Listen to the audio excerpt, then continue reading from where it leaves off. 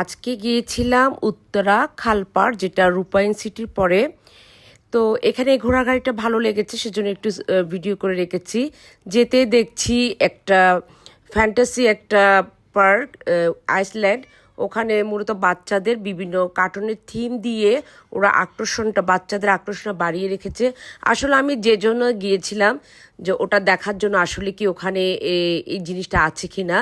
তো যাচ্ছিলাম, পরে চিন্তা করলাম যে গাড়ির গ্যারেজ এখানে এমন একটা জিনিস কি আসলে হতে পারে। তো যেতে যেতে দেখলাম আসলে হতে পারে। এখানে ফ্যান্টাসি সুইমিং কমপ্লেক্স, একেবারে সুন্দর একটা ভিতরে পরিবেশ করেছে, ছিমছাম, দেখতে অসাধারণ সুন্দর লেগেছে আমার। উত্তরার মধ্যে এমন একটা সুন্দর পরিবেশে সুইমিং পুল করবে, আসলে সত্যি দেখার মতো। বাচ্চাদের জন্য বেশ ভালো হয়েছে, স্কুল শেষে কিংবা এখন তো সামার চলছে, সামার ভেকেশনে যে আমার ভাই আর ভাইয়ের বাচ্চা ওরা এখানে অ্যাডমিশন নিয়েছে। তো বিকালে আমার ভাই করতে আসে।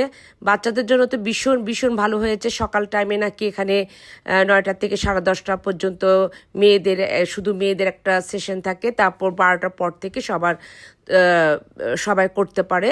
তো এটা আমার ভাইয়ের ছেলে, ও এখন সামার ভেকেশন ওকে ভর্তি করিয়ে দিয়েছে।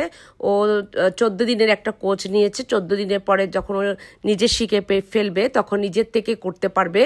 তো যারা রেগুলার করে তাদের মনের মেম্বারশিপ নিতে হবে, আর যারা মাঝে মাঝে করে আসে 500 টাকা পেমেন্ট করে ওরা সুইমিং এনজয় করতে পারবে।